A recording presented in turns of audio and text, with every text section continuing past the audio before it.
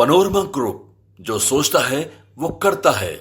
एक बड़ी खबर बिहार की राजनीति से आ रही है और ये खबर बिहार में चुनाव को लेकर के है। आपको जैसा कि जानकारी मिल रही होगी कि बिहार में लगातार चुनाव को लेकर के अटकलें चल रही थी। यहाँ एक तरफ ये कहा जा रहा था कि वक्त से पहले चुनाव होंगे, वहीं 4 सीटों पे जो उपचुनाव होने हैं उसको लेकर के भी रस्साकसी चल रही थी। लगातार इस बात को लेकर के कहा जा रहा था कि इस 4 सीटों पर चुनाव में क्या कुछ होगा, क्योंकि एक नई पार्टी तीसरा फ्रंट पैदा करने के लिए भी आ गई है।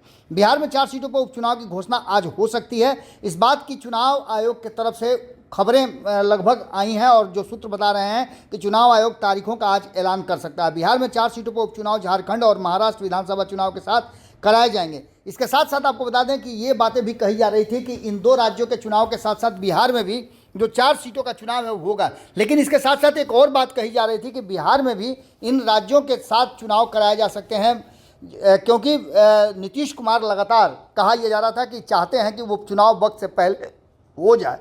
इलेक्शन कमीशन के ने विज्ञान भवन में 3:30 बजे प्रेस कॉन्फ्रेंस बुलाई है और इस प्रेस कॉन्फ्रेंस में कहा यह जा रहा है कि 2 राज्यों के चुनाव की घोषणा के साथ साथ बिहार के तरारी, रामगढ़, बेलागंज, इमामगंज सीट जो खाली हुई है उसमें भी चुनाव कराए जाएंगे। लोकसभा चुनाव 2024 के समय विधायक लोकसभा चुनाव जीत करके लोकसभा पहुंचे हैं, तो ऐसी स्थिति में रामगढ़ से राष्ट्रीय जनता दल के सुधाकर सिंह, तरारी विधानसभा से सीपीआई माले के सुदामा प्रसाद, बेलागंज से सुरेंद्र यादव और इमामगंज से हम के जीतन राम मांझी चुनाव जीत करके लोकसभा पहुंचे हैं। ऐसी स्थिति में इन सीटों पे चुनाव कराए जाने की बात कही जा रही है। आपको बता दें कि जो 4 सीटों पे चुनाव होने हैं उसको लेकर के एक बार फिर से ये शुरू हो चुका है कि इस सीट पर किस तरह की समीकरण बैठाने की कोशिश की जाएगी।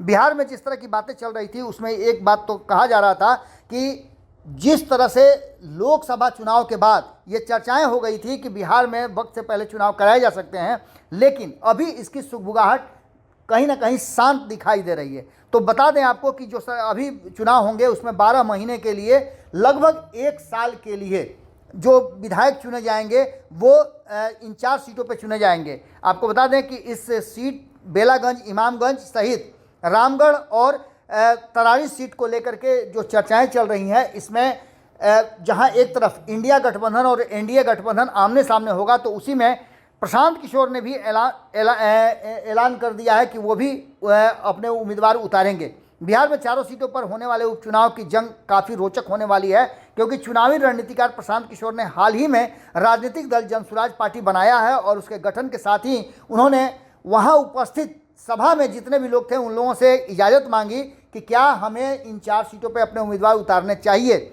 अब प्रशांत किशोर का कहना यह है, पिछले 2 दिनों से लगातार वो बयान दे रहे हैं कि 2025 का इंतजार कौन करे, 2024 में ही सब कुछ फाइनल कर लिया जाएगा। अपने कैंडिडेट उतारने के लिए वो पूरी तरह से कमर कस चुके हैं। रामगढ़, बेलागंज, इमामगंज, आरजेडी तो तरारी से सीपीआई-एमएल के चुनाव लड़ने की संभावना व्यक्त की जा रही है। तो वहीं दूसरी तरफ से आपको बता दें कि 2025 से पहले इस सेमीफाइनल में कौन किसे मात देता है और कौन किस पर भारी पड़ता है, इसका कहीं ना कहीं अब शुरुआत हो चुकी है। हम पूरा विश्लेषण आपके सामने लेकर के आएंगे कि किस सीट पर क्या स्थिति है और किस सीट पर किस तरह के उम्मीदवार उतारने की बात चल रही है। जहां तक तरारी, रामगढ़, बेलागंज और इमामगंज की बात है, इन सभी सीटों पे समीकरण बिठा करके जहां एनडीए और इंडिया गठबंधन लड़ेंगे, वहीं जनसुराज भी पूरी तरह से अब तैयार है।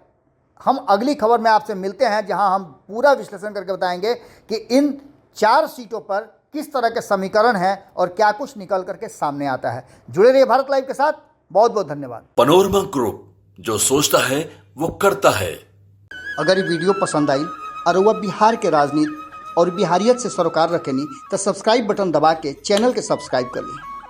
ओजे एगो घंटी बा, ओकरा बटन दबा देला से कुल सटीक और मारक खबर रुआ मुफ्त में मिल जाई। अगर रुआ पत्रकारिता के हमनी के नया प्रयोग में सहयोग कर चाहतानी तो ज्वाइन बटन दबा दी। पेटीएम नंबर नोट कर ली 9386816700। धन्यवाद।